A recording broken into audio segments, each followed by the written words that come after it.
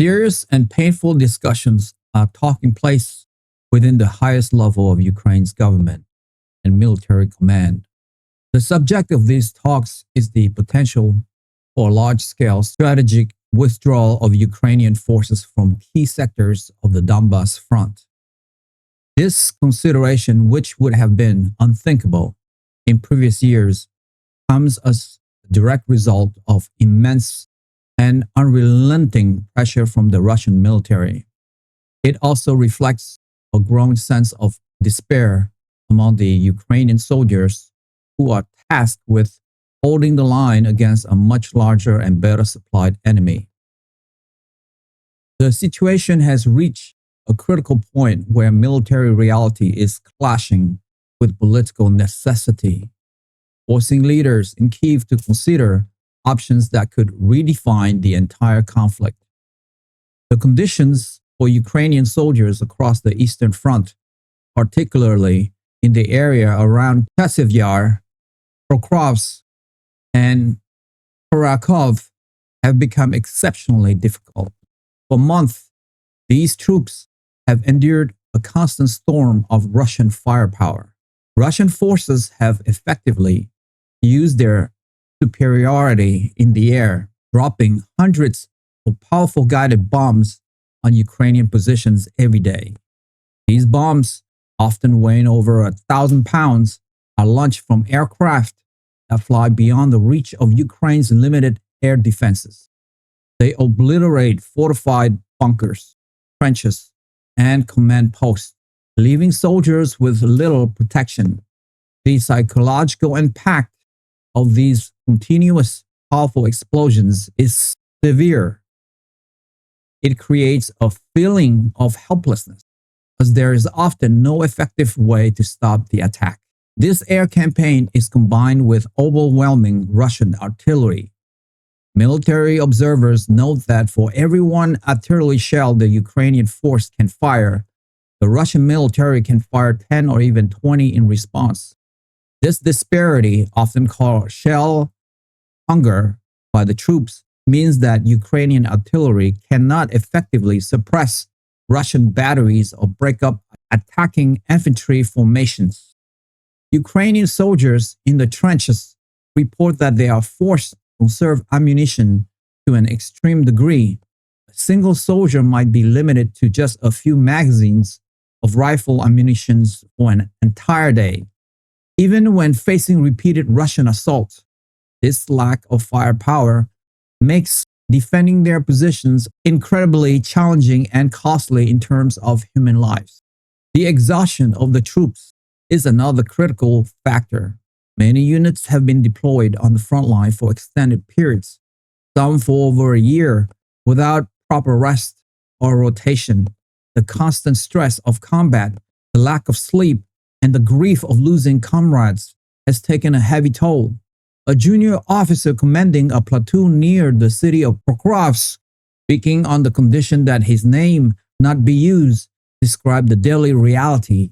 He said his main job has shifted from leading his men in combat to simply trying to keep them alive. He explained that his soldiers are skilled and brave, but they are physically and mentally worn down. He is not sure how much longer they can hold their small section of the front line without reinforcements, more ammunition, and a chance to rest. Russian forces have also become very effective at using drones for both surveillance and attack. Small, fast first-person view, or FPV, drones are used to target individual soldiers in trenches, while larger Lancet drones hunt for valuable Ukrainian equipment like tanks, artillery pieces, and armored vehicles. The sky often seems to be filled with Russian eyes, making any movement during the day extremely dangerous. Supply routes to the fronts are constantly targeted, making it difficult to bring in food, water, and ammunition, and even more difficult to evacuate wounded soldiers. This constant surveillance and threat from above adds another layer of stress to the daily lives of the troops on the ground. These grim reports from the front have forced a difficult conversation in Kiev. One group of military leaders and government officials argue that strategic retreat is now a necessary, if bitter, choice. They believe that continuing to defend the current lines under these conditions will only lead to the loss of thousands more of Ukraine's most experienced soldiers. They argue that these soldiers are Ukraine's most valuable asset, and it is better to trade land to save the army. A planned withdrawal, they suggest, would allow Ukraine to move its force to new, more fortified defensive lines for the West. These new lines would be shorter, easier to supply, and more defensible. This would preserve the army, allowing it time to regroup, rearm, and prepare for future battles. This approach is based on a cold calculation of military reality.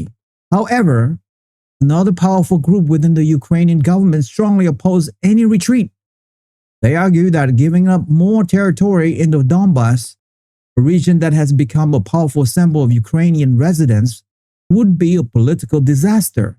It would be presented by Russia as a major victory and could severely damage the morale of the entire nations, not just the army. There is a deep fear that a large retreat could create a sense of panic among the civilian population and could be seen by international partners as a sign that Ukraine's cause is failing. This group believes that the army must hold the line at all costs to show the world and the Ukrainian people that they will not surrender. They insist that the political and symbolic value of holding the Donbass outweigh the severe military challenges. The debate is therefore a conflict between two valid but opposing ideas: military preservation versus political symbolism. An analyst in Kiev who is familiar with the government's thinking but is not authorized to speak publicly explained the difficulty of the situation. The Ukrainian president and his top commanders are caught between the desperate pleas of their generals on the front and the political need to project an image of strength and resilience. Any decision carries enormous risk. A retreat could save the army but break the national will to fight. Holding the line could maintain national morale for a time, but might lead to the eventual collapse of the Eastern Front if units are destroyed one by one. This internal debate is happening at a time of change in the international landscape. The new administration in the United States, led by President Donald Trump, has signaled a different approach to foreign conflicts, while the details of the new American policies are still being formed by officials like Secretary of State Marco Rubio and Secretary of Defense Peter Hegseth. The general feeling in Kiev is one of uncertainty. Ukrainian leaders are unsure how much support they can expect in the future. This uncertainty makes the decision about the Donbass even more complicated. If massive new aid is not coming, then preserving the army through a retreat seems more logical. If there is a chance for renewed, strong support, then holding on for a little longer might seem like the better option. The soldiers on the front line are legally unaware of the high-level political debates happening in the capital. Their reality is more immediate and simple. They see the growing strength of the Russian attacks, and they feel their own resources shrinking. A soldier from an exhausted brigade that was recently pulled back from the very edge of Chachiv Yar shared his thoughts. He said that he and his friends would fight wherever they were told to fight, but he also said that fighting without enough shells and without air cover feels like an impossible task. He said they see drones in the sky all day and hear the explosions of bombs that they cannot stop. He explained that fighting is not the hard part. The hard part is feeling like you have been left to face a storm with no protection. This sentiment of deep exhaustion and a sense of being outmatched is spreading through the ranks. And it is this despair that is forcing Ukraine's leader to consider a retreat that could change the course of the war. The final decision has not yet been made, but the pressure to choose a path is growing with every passing day. Many of my listeners, like 70%, haven't subscribed to my YouTube channel. And so many of you don't even know that you haven't subscribed. And that is actually what makes the show going. It's almost like you're making a donation to the show. So that's why I ask again and again, because it enables us to grow and grow and grow. And we're going for the long haul here. And listen, if this is your first time listening to So Came Rich, you don't have to subscribe. You guys, your first one's on me. But if you have watched the show before, it's like you're a freeloader now. So all I would ask you is, if you have seen this show before and you like it, help me, help my team here. Hit that subscribe and like button now. And we will continue to build this show for you. That I swear, thank you to all of you guys who have subscribed. It means a lot to me. Thank you so much. That's all for me for today. I will see you soon. Bye for now.